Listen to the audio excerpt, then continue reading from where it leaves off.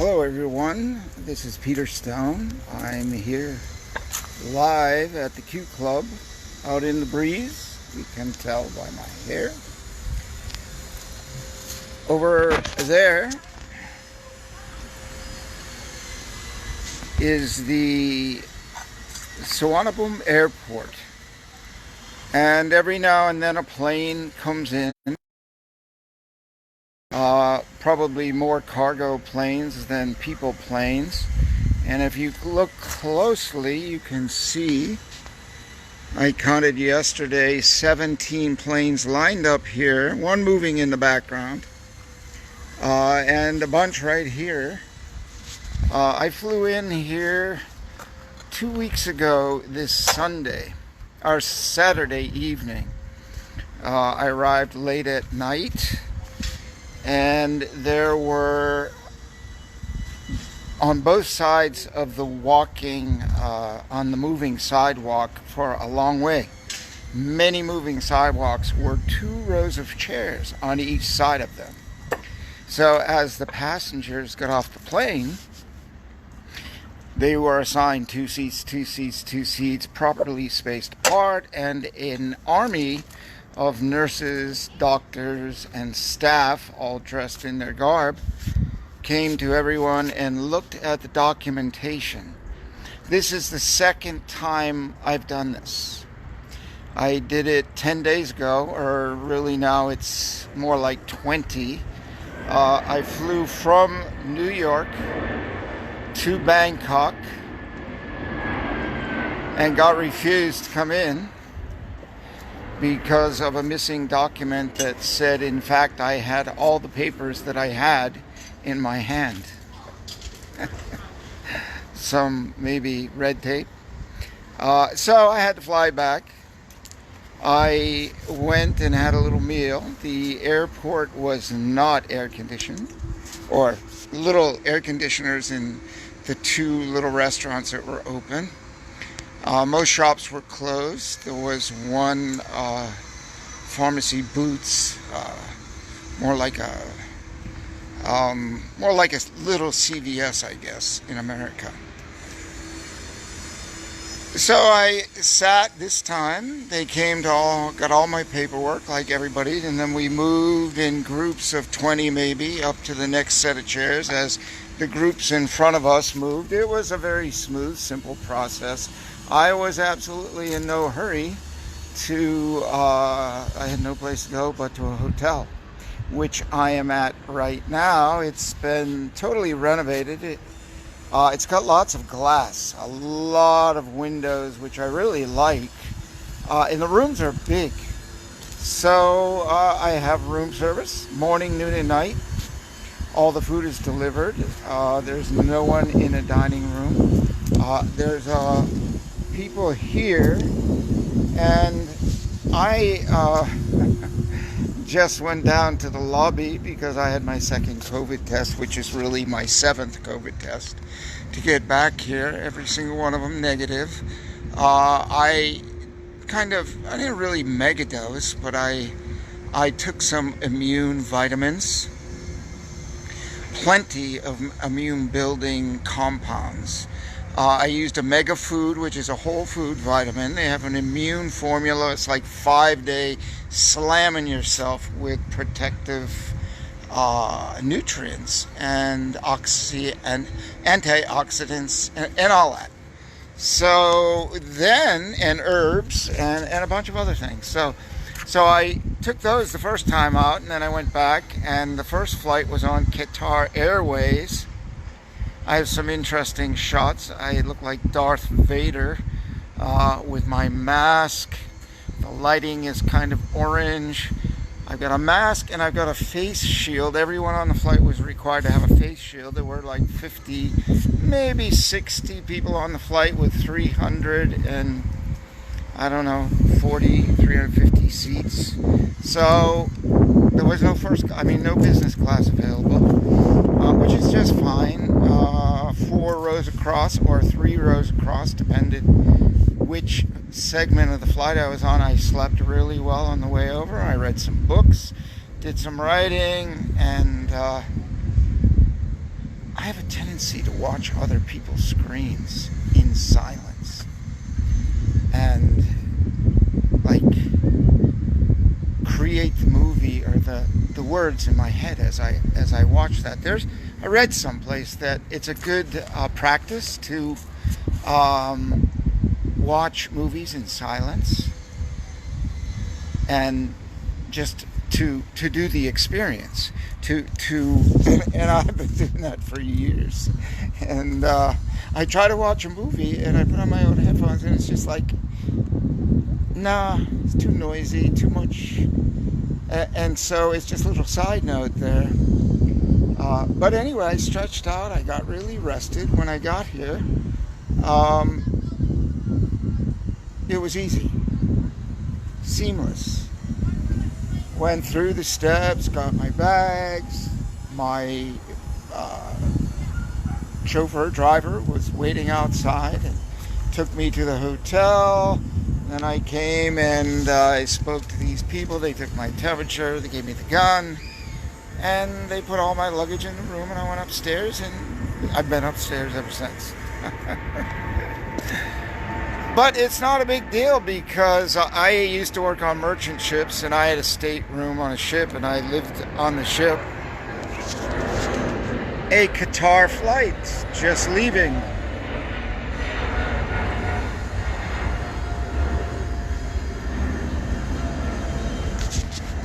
There's only limited flights coming here. Limited flights that are called repatriation flights. I don't know about getting out of here. I don't really care. So I'm here at least for 90 days, and I'm sure I can turn that into maybe a year or 3 90-day segments. We'll see. I mean, the government wants people here. They want you to come and spend your money. I just read an article where they're going to open up Phuket. But anyway, I've been here. I proceeded here and they took my temperature. I went upstairs and a real bed, big bed, like a California queen size bed, huge. And there's still plenty of dancing room in the room. 15 bottles of water, nowhere near enough. That's probably enough for 3 days. So fortunately, I live 1 kilometer away. I kind of picked this hotel out of a handful of a few. I live, well, you can't see down the street, but way over all those trees, over that building. It's, my house is about 1 kilometer away in a gated community, nice green space. But they said, no, you can't stay that. Even though I had a spa and an outbuilding, large, it's got a steamer, Pam has her a chair, salon chair that they have in salons for women to wash her hair, get her head massaged, and the whole 9 yards. So it's a nice little space. No, you can't live there. You need to infuse our economy with some money. I'm like, that's okay. I mean, who really wants to spend like $4,000 to make a one-way trip? But, you do what you got to do. And so it's been a 75-day journey, which I will work on writing the book. Because I started out, my original flight was on July 21st. And they canceled it because it was not a repatriation flight. You can only come into Thailand on certain flights. They made new rules. So I did get a refund on that flight, but it took a while. No big deal. But they canceled the flight just a couple days before I was going to leave. So that was the start of a sequence. And I spent the summer in New England, on and off, a little bit in Florida, but got to ride my jet ski, get out in the ocean, talk to the whales, talk to the waves, do a little meditation, fresh air, get charged, And it looks like more planes are moving. It must be the time. This looks like a domestic flight. Wow, I haven't seen that much activity since I've been here. So that's a good sign.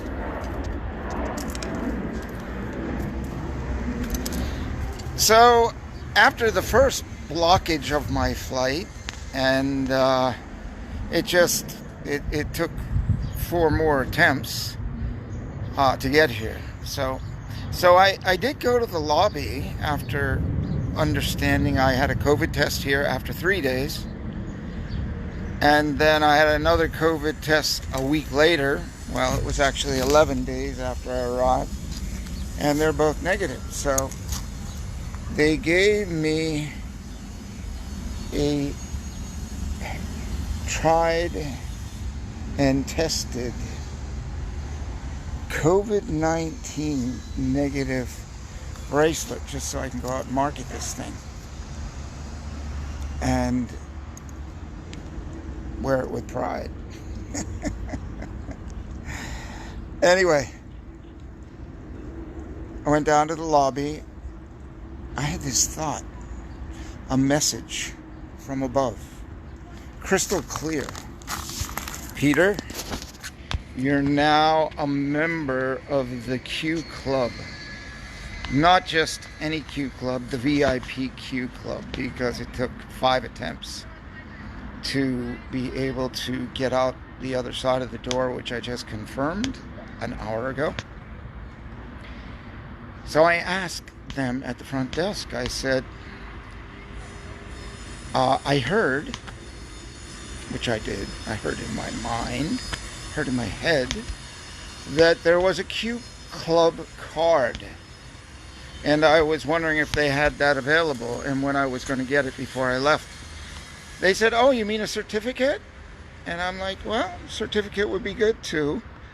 But I am really interested in the Q Club card because as a traveler, I really don't want to travel without that Q Club VIP card that says I've been there, done that, some pretty cool shit.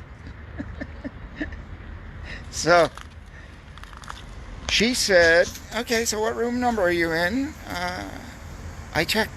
I said, okay, you can check. And I gave her my room number, and she asked me a few more questions, and I gave her a few more answers, very distinctive, very clear on what the Q Club is. You get this garden for 15 days. You get room service for 15 days, and you get total attention. I mean, pick up the phone, they're there, anything you need.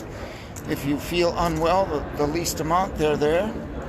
And in the morning, they give you a thermometer every morning and every night. You report in with your temperature. Mine was actually a little bit low the whole time I'm here, by about 1 degree. So I had a big safety zone, and I am really pleased with that. I was thinking, well, is it too low? And I guess not.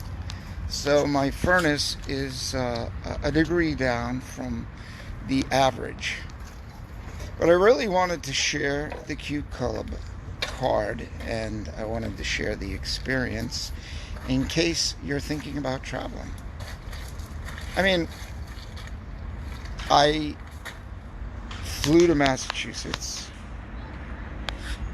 I flew from New York to Florida.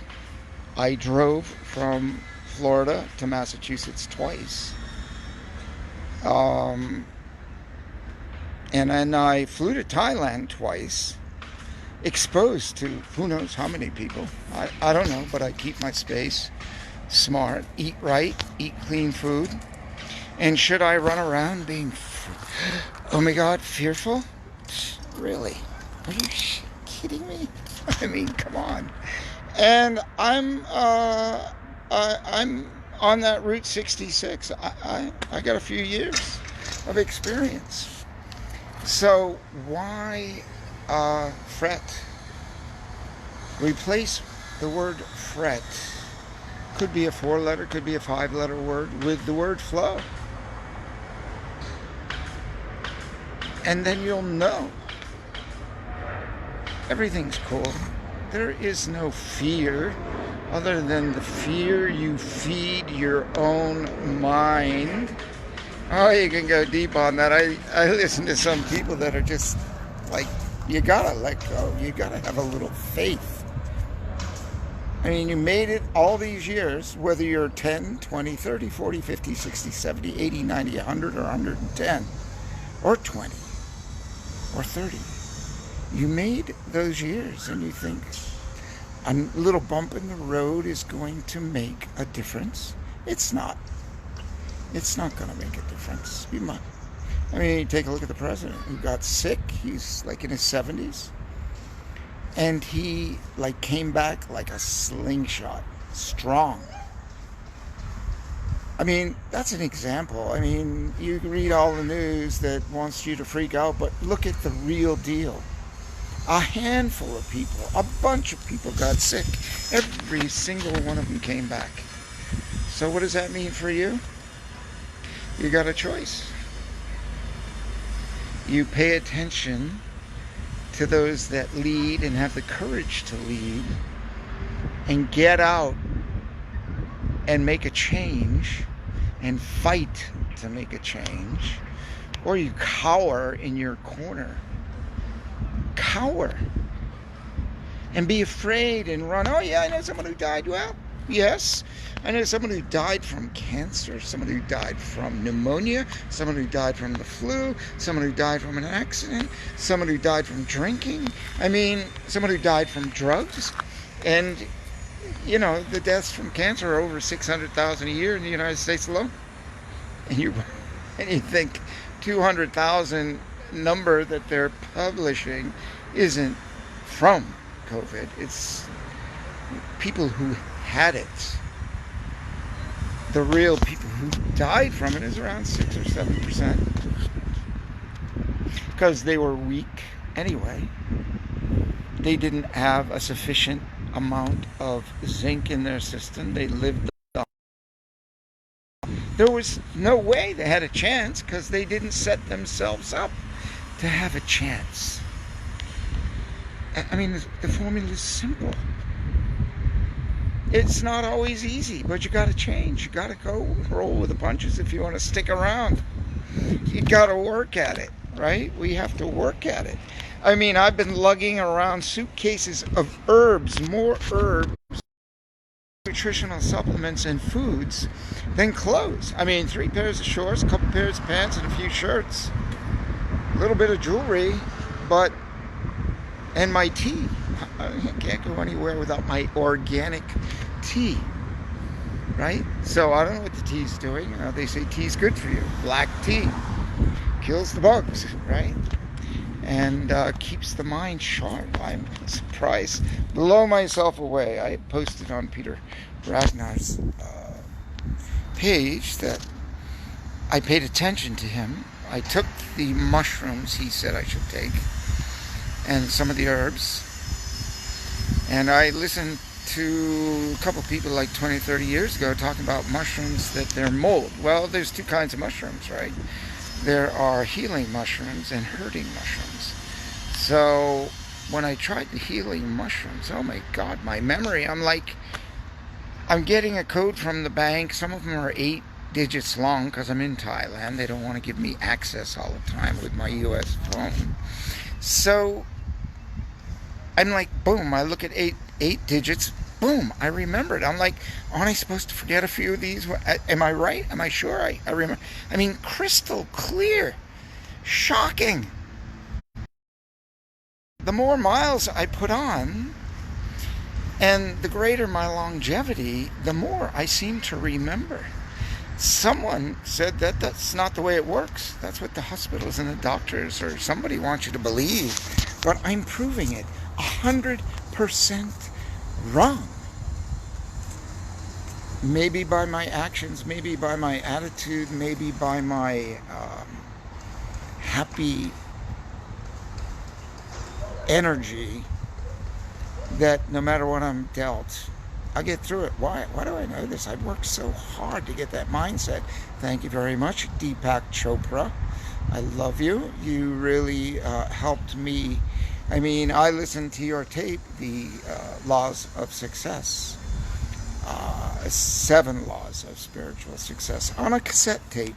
And of course, I know he put it on a nice, expensive CD set. It's not expensive. On a CD set and on a cassette tape set when I first started listening. And I found the one little one that is still on Amazon. And because my Land Rover, I love it. My daughter was almost born in it, and now I gave it to her. And it has a cassette player in it. So when I was doing my weights and stuff after Life Mastery with Tony Robbins, I listened to that tape every time I did weights, I did training. I listened to that. Listened on my bike. I listened to it over 300 times. Why? The message is so simple, but it's hard to let go and say the law of intention is the ruling factor as long as you have an open mind, like a parachute. It only works when it's open. And the results, if you don't open your parachute, you're falling at however many miles per hour.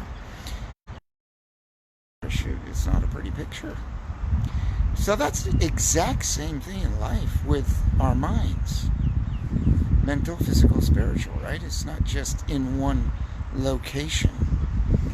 So I knew he had a message that was so valuable and made so much sense. And I lived in the space of energy and vibration, and that to eventually think a thought, do the actions, and turn it over to the universe, to the energy, to the science of luck, if you will. Thank you, Peter Ragnar. Another book I've read. I have 15 copies of it, maybe 18 all around the world in my different locations, libraries, in my kitchen, in my living room, in my office, because it's real. It's a science of luck. It's an intention of luck. It's an intention. How do you know what the future is going to bring? Well, the wise have given me the answer. Create it. You want your future? Create your future. It's that simple. How do you want your future? Create it. Is it easy? Hell no.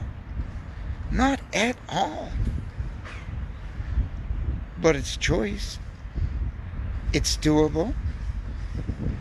And you just got to stick with it. One thing I really love, the word persist. I mean, like, I've been reading, studying. It used to even be one of my passwords. Maybe it was an email address, who knows? But when I really understood, I mean, I've been persisting since I was a kid. Going out in the ocean, going in storms, I persisted. I got out there. I was 6 years old walking the rocks, and my dad didn't really like that. Big, huge rocks with a teenager twice the age of me. And like, I didn't belong there. I'm like, why not? I have balance. I'm careful. I'm only 6, but you know, the perception is, well, you're just a small child. But it's the adventure. What do you think? You know, go back in the wagon train days and when, you know, go back in the wooden ship days when the men were made out of iron and the ships were made out of wood. What do you got?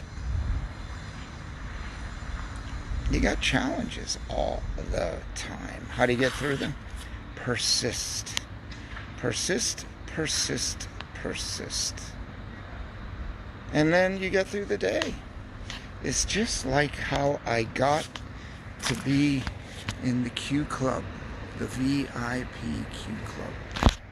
Persistence. If I didn't persist, I would never get on the plane. So I just wanted to share a live moment which I'm going to be doing probably every day. It's not like, oh, I'm going to do this for 30 days. Oh, man, we got to do it for 30 days. I'm doing it. I'm doing it. I'm just showing up. Maybe 30 years, 30 more years. Okay, whatever.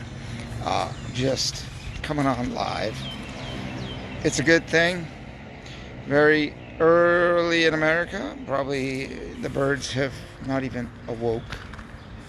And the days are getting shorter. And here in Thailand, the sun up to sundown only changes by not even an hour, because we're so close to the equator that we don't get much tilt here. We're sticking way out and we don't get a lot of tilt. We get the same tilt as the rest of the world, but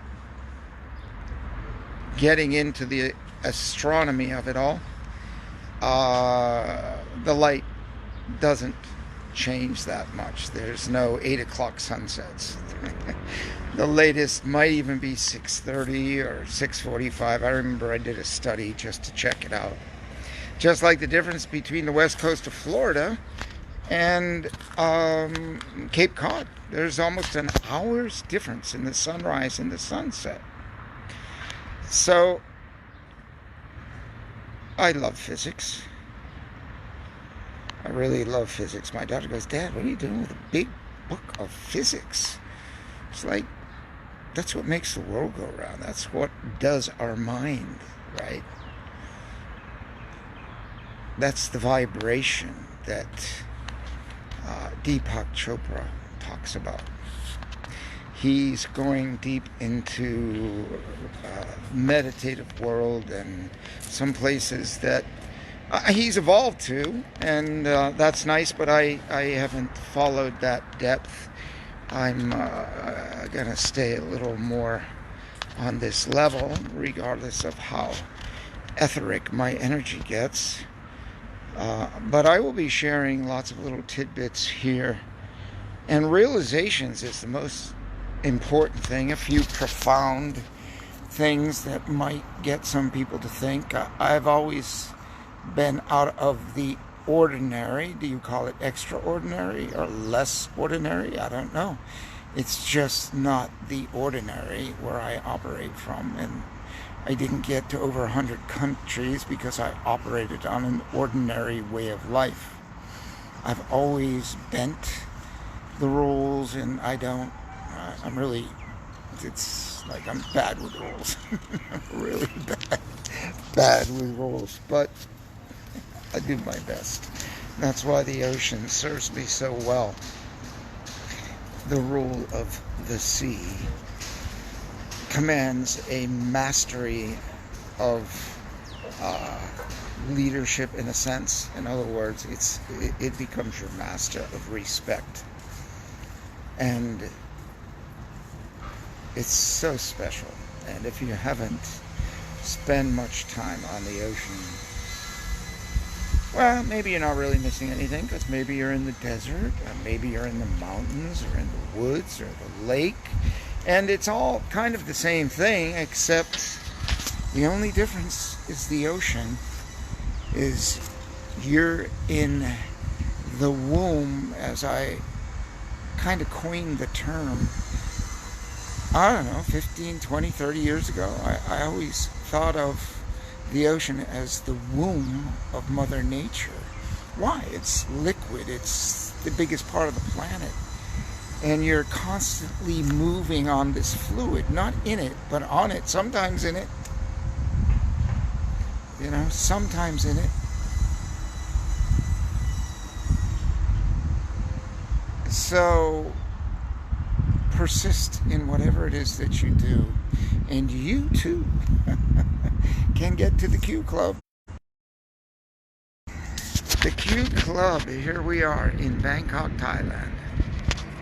And I'm leaving. I was at the front side of the building where the pool is. I took a picture straight down the road that goes to my home. I said, Brianna, well, Sunday I'm going down that familiar road, and I will be riding my bicycle, swimming by the pool, and actually this quiet time and this time to contemplate really builds a lot of power deep inside, almost like pulling a slingshot back and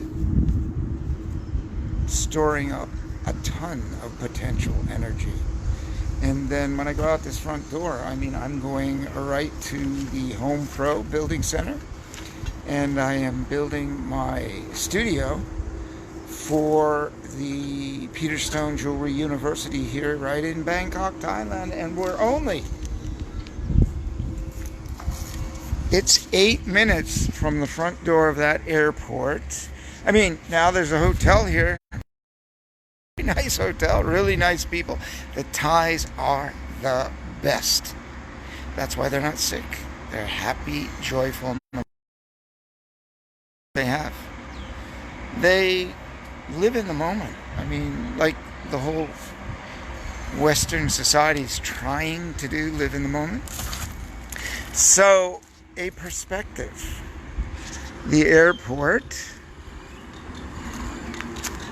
the hotel is probably 6 minutes from the front of the airport, if that. And that's 7-Eleven. I ride my bike there every now and then. They have fresh ground Thai coffee.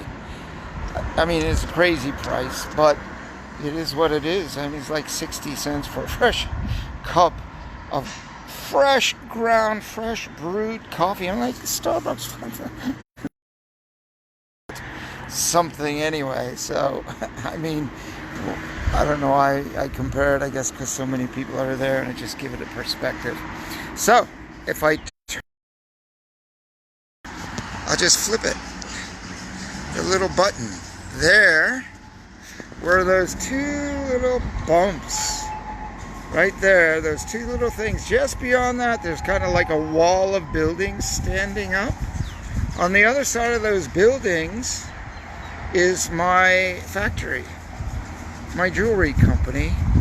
And I just turn a little this way, and there's the airport and the runway. You see the plane right there.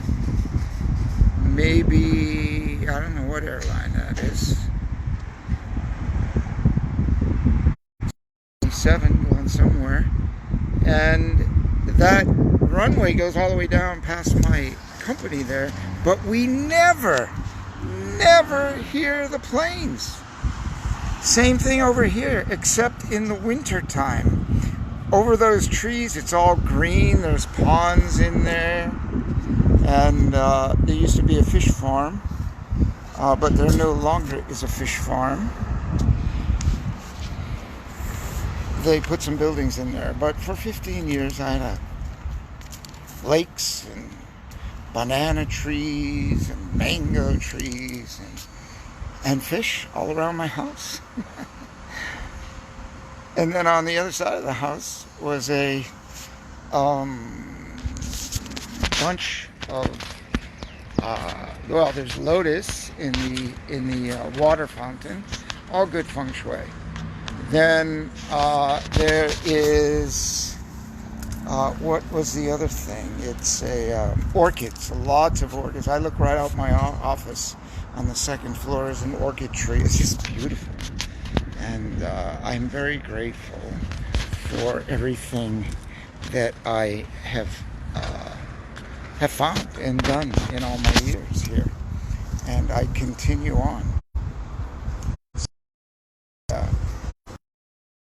I'm going to just be talking about it probably almost every day, just because it's all pent up, and I haven't done many videos in the last 6 months.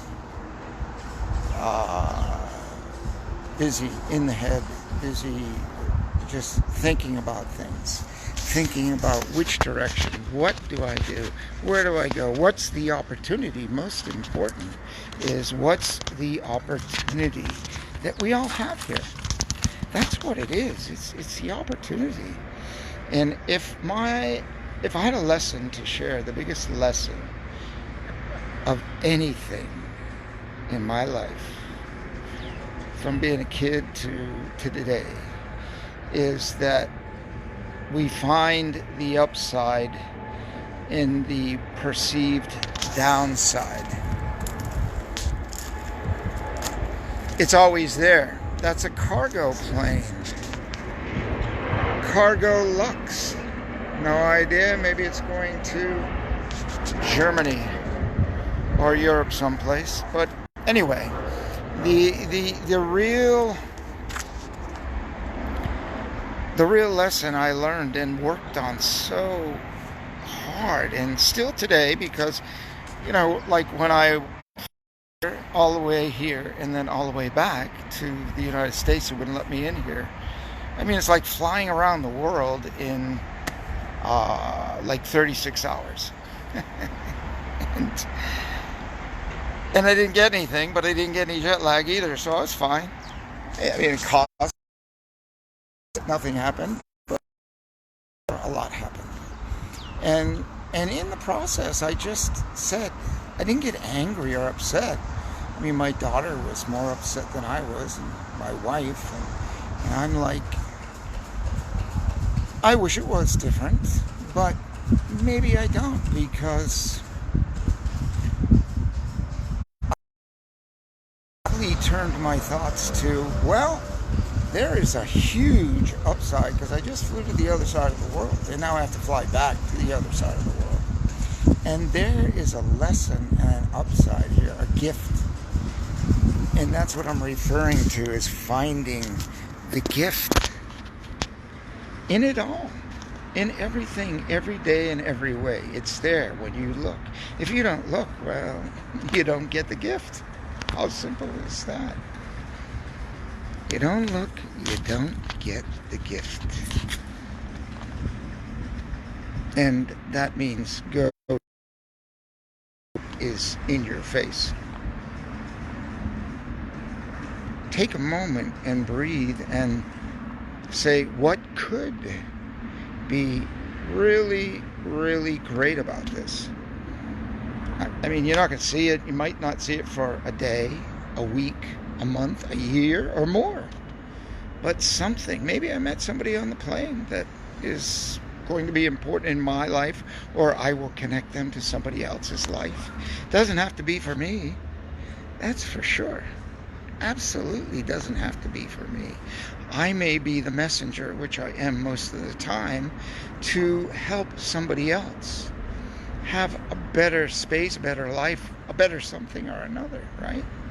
So it's all in the perception, all in the thinking, all in how you're going to take it all in, and how you're going to use it is going to determine how happy you are, how comfortable you are in your happiness, and how comfortable you are in the moment, and how stress-free and anxiety-free you will be. So you take it upon yourself to do as you choose, of course, as we all do. But when we put effort where we don't normally put it, we get results that we don't ordinarily get. And the formula is pretty simple. So this is Peter Stone, and I'm going to head back upstairs. I got a stretch. I was by the pool. I'm here outside, good fresh air, except for a few people came out and started smoking. So it's my turn to move on, and I just want to share this bit from, you would call it, Bangkok, Thailand. It's really Samut Prakan. We'll see you at another time, and I hope